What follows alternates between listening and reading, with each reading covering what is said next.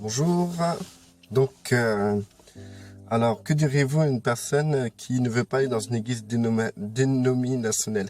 Donc, c'est déjà, comme le dirait frère Jordi, euh, euh, l'église, c'est d'abord nous-mêmes. Donc, lorsque nous parlons d'église, on parle de rassemblement. Donc, les églises dénominationnelles sont des rassemblements. Sous un couvert, sous un nom quelconque, d'accord? Ça peut être un rassemblement pentecôtiste, baptiste, évangélique, etc. La question est pourquoi, quelle est la raison que vous voulez pas aller dans cette église, dans ce rassemblement? Donc, si vous voulez pas aller dans ce rassemblement parce que vous avez des conflits avec des frères et des sœurs, votre motivation de ne pas vous rassembler est mauvaise. Si vous voulez pas y aller parce que dans ce rassemblement, la parole de Dieu n'y est pas prêchée correctement, ou parce que le pasteur a un souci, ou parce que vous voyez que c'est pas de Dieu, dans ces cas-là, votre motivation est très bonne. D'accord? Maintenant, ce que je peux dire, c'est que on peut pas trouver l'excuse que oui, parce que c'est une église pentecôtiste, évangélique, baptiste, etc., que nous devons pas nous rassembler dans ces milieux-là. Parce que dans ces milieux-là, on a des frères, on a des sœurs véritables en Christ, selon leur compréhension, selon leur niveau de compréhension, et aussi selon leur maturité. Ces personnes sont là pour réellement louer le Seigneur, adorer le Seigneur. Et je pense que vous, qui faites partie d'une dénomination, si vous voulez vous rassembler dans une dénomination chrétienne, c'est-à-dire dans une église pentecôtiste, baptiste ou etc., c'est pour louer le Seigneur, c'est pour être avec vos frères et sœurs. Donc l'objectif de votre démarche, de vous rassembler dans un local, dans un lieu précis, sous un nom comme évangéliste, baptiste, etc., c'est votre motivation première, c'est avoir une communion avec vos frères et sœurs, et aussi louer le Seigneur. Donc votre motivation est bonne. Le lieu reste un lieu.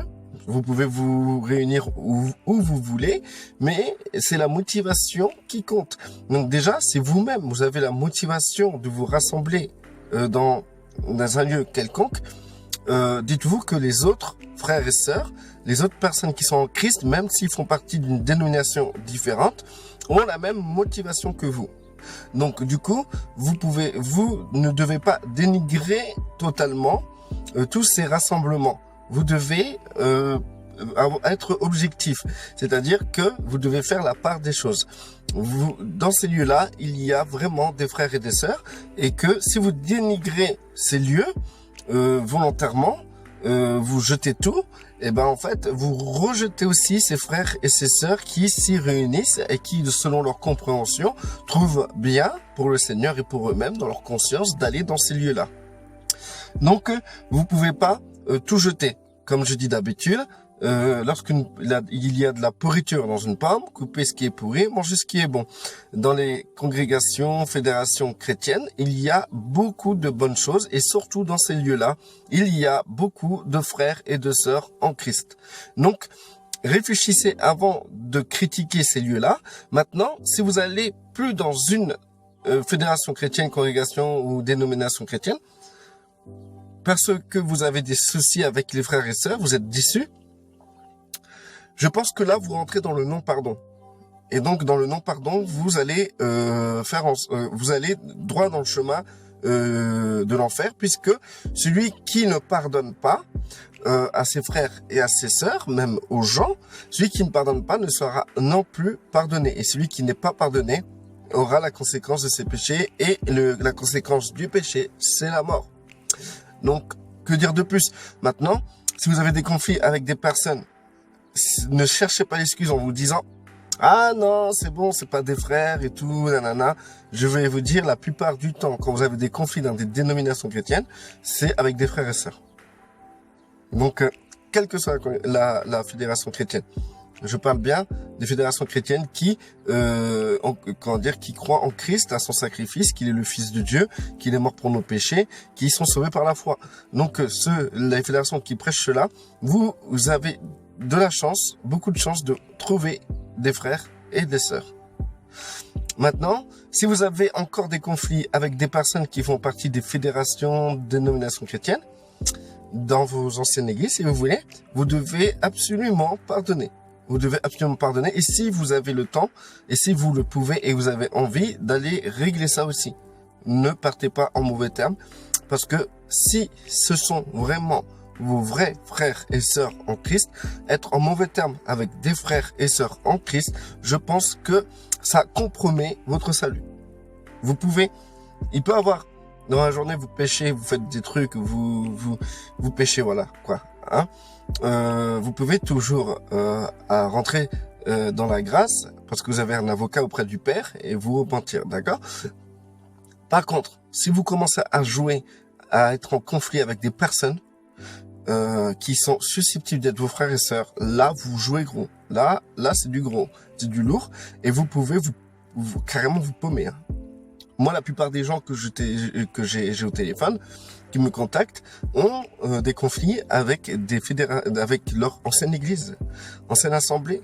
Et du coup, je vois qu'il y a un malaise dans leur marche chrétienne par la suite. Donc, tant que vous vous réconciliez pas avec vos frères et sœurs, dans les anciens rassemblements d'églises que vous étiez, et ben, en fait, vous serez bloqué. Il faut absolument que vous prenez en compte que ces personnes, même si vous êtes plus dans cette église, sont vos frères et sœurs. Et que, même si vous avez changé d'église, l'ancienne église où vous avez été, il y a des frères et sœurs avec qui vous avez été en conflit, réglez ça. Si vous n'êtes pas sûr que c'est votre frère et votre sœur, il vaut mieux quand même le régler parce que vous-même, vous avez sûrement une opinion de la chrétienté et donc du coup, vous considérez que celui-là n'est pas ton frère, mais Dieu considère tout autre ce que tu dis, ce que tu penses. Le plus souvent, les gens qu'on dit ouais, lui c'est pas mon frère, c'est pas ma sœur, souvent ces personnes-là se trompent. Donc du coup, même si vous changez de dénomination, vous passez de l'église pentecôtiste à l'église évangélique, parce que l'église pentecôtiste pour vous c'était pas ils avaient pas la vérité, toute la vérité, etc. Mais ils ont la principale vérité, ils ont Christ, ils ont cru en son sacrifice, ils ont cru que c'était le Fils de Dieu, etc. Donc c'est vos frères et sœurs. Donc du coup, ils ont fait la volonté de Dieu. La volonté de Dieu, c'est que nous puissions être sauvés à travers son Fils. Quand nous croyons en son Fils, ça c'est la volonté de Dieu, c'est la justice de Dieu. Donc dans ces cas-là, ils sont dans la justice et la volonté de Dieu, malgré qu'ils font partie d'une autre dénomination. Simplement, c'est qu'ils ont peut-être une limitation de la compréhension scripturaire, où ils ont plus de connaissances que certains. Donc du coup, vos frères et sœurs ne dépendent pas de la connaissance. D'accord? Donc les différentes dénominations sont des différentes connaissances. D'accord?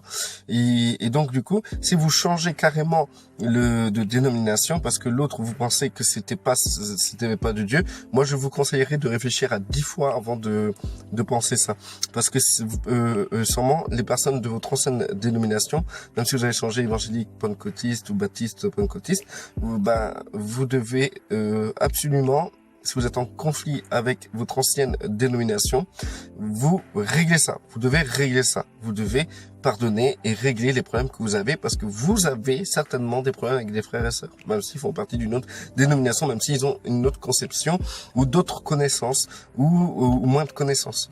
D'accord? Voilà.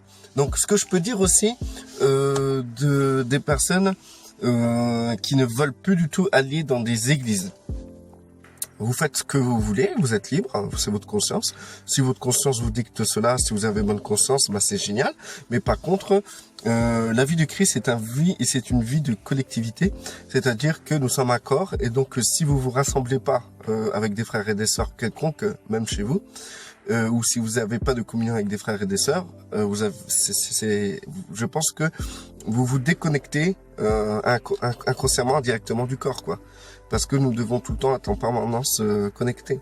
Même Christ, quand il a envoyé ses disciples, il les a envoyés 2 par 2. Il y a toujours, les disciples ont toujours été avec des personnes, à part quand ils étaient mis en prison. Maintenant, ce que je peux dire, c'est que si vous avez pas de, si vous vous rassemblez pas quelque part avec des frères et des sœurs pour prendre le repas du Seigneur, pour partager, pour exhorter, pour être présent, c'est que vous avez une vie chrétienne qui devrait être révisée. Et surtout, vous devez prier le Seigneur pour qu'il puisse mettre des gens auprès de vous. C'est important. Le seul moyen de se connecter vraiment au corps, c'est de participer à la vie du corps. Donc, si vous êtes retranché comme ça dans la solitude, c'est pas normal. C'est pas normal. Aujourd'hui, même avec les réseaux sociaux, vous pouvez toujours être en connexion avec quelqu'un. Bon, j'ai jamais vu un chrétien qui est seul, hein, je vous le dis franchement. Donc, ne pas aller à l'église ne vous empêche pas de vous rassembler chez vous ou dans la forêt ou au bord de la mer. Vous avez le choix, vous avez l'embarras du choix du lieu de rassemblement, mais vous devez vous rassembler avec vos frères et sœurs. Vous devez connaître des frères et sœurs et vous rassembler. Donc la solitude, c'est pas, Christ n'a jamais prévu la solitude pour un membre de son corps. Voilà. Donc maintenant, si c'est votre cas, vous péchez pas, c'est pas un péché, mais je pense qu'il faudrait rectifier le tir et il faudrait méditer sur ça et améliorer votre qualité de vie chrétienne. Voilà. Bon, voilà ce que j'ai à dire. Et j'espère que si vous êtes concerné par ça, le fait de tout ce que je dis sur la vidéo, bah, je vous conseillerais de mettre les choses en règle. Voilà. Bon, restez bénis.